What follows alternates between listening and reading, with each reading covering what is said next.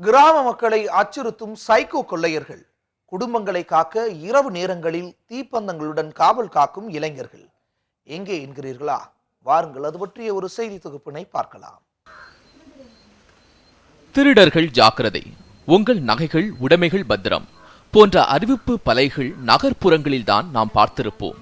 ஆனால் இதுபோன்ற எச்சரிக்கை பலகைகள் வைக்கப்பட வேண்டிய இக்கட்டான நிலைக்கு மாறி வருகின்றன தற்போது திருச்சி மாவட்டத்தில் உள்ள கடைக்கோடி கிராமங்கள். அவன் ஏன்டாப்பா என்னை அடித்த, உன்னை என்னடா நான் பண்ணனேன் அப்படின்னு தான் கேட்டேன்.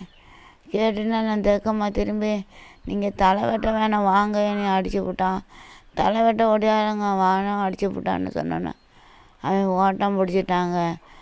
அது ஒரு படத்தாங்க முதல்ல ரோட்டுக்கு வந்தேன்.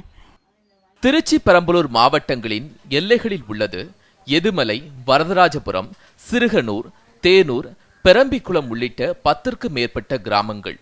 இங்கு சுமார் 5000ற்கு மேற்பட்ட குடும்பங்கள் உள்ளன.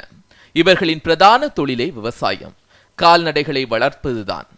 தற்போது விவசாயம் பொய்த்த நிலையில் கால்நடைகளை நம்பி பிழைப்பு நடத்துகின்றனர் இப்பகுதி மக்கள். இவர்களது சொற்ப வருமானத்திற்கும் கடனுக்கும் விற்றது போக எஞ்சிய குண்டுமணி தங்கத்திற்கும் ஆபத்து ஏற்பட்டுள்ளது. கடந்த 3 மாத காலமாக இங்கு அதிகரித்து வருகிறது தொடர் கொள்ளை சம்பவங்கள். தொடர்ச்சியாக நடந்துகிட்டு இருக்குதுங்க. அதாவது ஃபஸ்ட்டு விராலிப்பட்டினே நான் கேள்விப்பட்டிருக்கிறேங்க. விராலிப்பட்டியில் அடித்து பவனை பிடிக்கிட்டு போயிட்டாங்களாம். அடுத்து செட்டி குளத்தில் அடித்து ஒரு பொண்ணு வந்து வயலில் படுத்துருக்க பொண்ணை அடித்து, செல்விங்கிற பொண்ணை அடித்து பறிமுதல் பண்ணிட்டு போயிருக்காங்க, நகை எடுத்துருக்காங்க.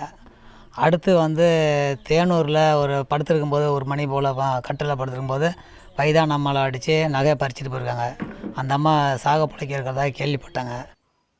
களனியில் வேலை செய்து கொண்டிருக்கும் பெண்களை தாக்கி அவர்களிடம் நகைகளை கொள்ளையடிப்பதும், மேய்ச்சலுக்கு போன ஆடு மாடுகளை திருடி போவதும் என தொடங்கியது கயவர்களின் கைவரிசை என்கின்றனர் பாதிக்கப்பட்ட மக்கள்.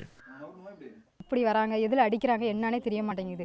அடிச்சுட்டு போயிடுறாங்க. எங்களுக்கு வந்து காவல்துறை பாதுகாப்பு வேணும். எங்கேயும் ஒத்தையாக தனியாக போக முடியல, வர முடியல. ஆடு மாடு மேய்க்கிறவங்களும் தனியாக போக முடியல, ரொம்ப பயந்துருக்காங்க. அதனால் எங்கள் ஊருக்கு பாதுகாப்பு வேணும்னு சொல்கிறோம். நான் எத்தனை நேரம் அவள் துணையால் வச்சுக்கிட்டு இருக்க முடியும்? நான் ஒண்டியாக தான் எங்கே போனாலும் போய் ஆகணும். யாரை கூட்டிகிட்டு போக முடியும்? இப்படி அலும்பு பண்ணுறாங்களே, நம்ம யாருக்குமா போய் ஆகணும். எங்கே போய் நாளை கூட்டிகிட்டு போகிறது? அந்த திருட்டு பையன் சுற்றி சுற்றி சுற்றி வந்துக்கிட்டு இருக்கிறான், முள்ளடியில் குந்தி இருக்கிறான். நம்ம என்னத்தங்க பார்த்துக்கிட்டு இருக்க முடியும்? எனக்கு பாதுகாப்புக்கு யாரும் வருவாங்களா? நான் எங்கே போனாலும் நான் ஒண்டியாக தான் போகணும். அப்புறம் நான் என்ன பண்ண முடியும்? படிப்படியாக பட்டப்பகலில் விவசாய நிலங்களில் வேலை செய்பவர்களிடம் தொடங்கிய கொள்ளை முயற்சி வீட்டில் உள்ளவர்களை தாக்கி நகைகளை பறித்து செல்லும் அளவிற்கு துணிந்து விட்டதாக தெரிவிக்கின்றனர் பாதிக்கப்பட்டவர்கள். விவசாயம் பண்ணாதான் பொழப்பு. விவசாயம் பண்ணாலும் அடிக்கிறாங்க, ஆடு மாடு மேய்ச்சாலும் அடிக்கிறாங்க, கால் நகை போட்டு தானே அடிக்கிறாங்க, போட்டாட்டி அடிக்கிறாங்களாம். நிறையா திட்டு நடக்குது. எங்களுக்கு ரொம்ப பயமாக இருக்குது மேய்க்கிறதுக்கு. ஒவ்வொரு நாளும் போயிட்டு திரும்பி வந்தால் தான் வீட்டுக்கு நிச்சயமாக எங்கள் நிலமை போகுது. நாங்கள் எப்படி கஷ்டப்பட்டு இப்படி பிழைக்கிறது? நாங்கள் இப்படி திட்டுப்பட்டு நடந்தால் நாங்கள் என்னமா பிழைக்க முடியும்? மாட்டை வந்து ஓட்டி போயிடறான், ஆட்டை வந்து ஓட்டி போயிடறான். பெரிய கஷ்டமாக இருக்குது, பயமாக இருக்குது. வந்து இப்போ வந்து நான் இவ்வளோ நாளாக இந்த வயசில் நாங்கள் வந்து இவ்வளோ நாள் திருட்டு பெருட்டு பார்த்ததில்ல. இப்போ வந்து பயமாக இருக்குதுங்க. இது குறித்து எத்தனையோ புகார்கள் காவல்துறையிடம் அளித்தும் இதுவரை எந்தவிதமான நடவடிக்கைகளும் இல்லை என்றும், ஆகையால் அந்தந்த பகுதியின் இளைஞர்களே கையில் உருட்டுக்கட்டையும் டார்ச் லைட் தீப்பந்தங்களுடன் இரவு நேரங்களில் தங்கள் கிராமங்களை காவல் காக்க தொடங்கியுள்ளனர். மேலும் இதனால் கடந்த ஒரு வாரமாக திருட்டு பயம் குறைந்திருப்பதாகவும் சொல்கிறார்கள் இளைஞர்கள். இப்போ ஒரு வாரமாக வந்துட்டு திருடர்கள் இதாக இருக்குது.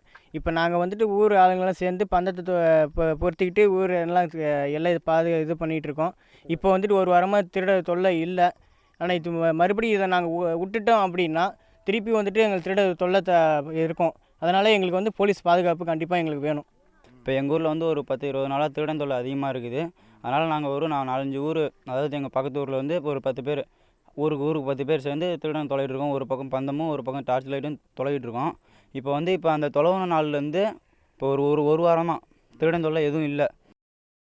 காவல்துறை இந்த கிராமத்திற்கு கூடுதல் பாதுகாப்பு கொடுத்து திருட்டு பயத்தை போக்கி நிம்மதியான உறக்கத்தை தர வேண்டும் என்பதே பாதிக்கப்பட்ட மக்களின் கோரிக்கை.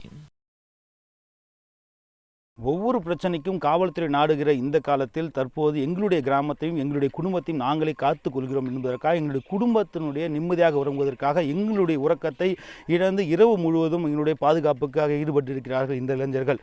இந்த இளைஞர்களைப் போலவே அனைத்து கிராமங்களிலும் இதுபோன்ற இளைஞர்கள் அமைந்தால் இந்த நாடு சிறப்பாக அமையும். நியூஸ் 7 செய்திகளுக்காக ஒளிபரப்பாளர் சுரேஷுடன் அருண்குமார்.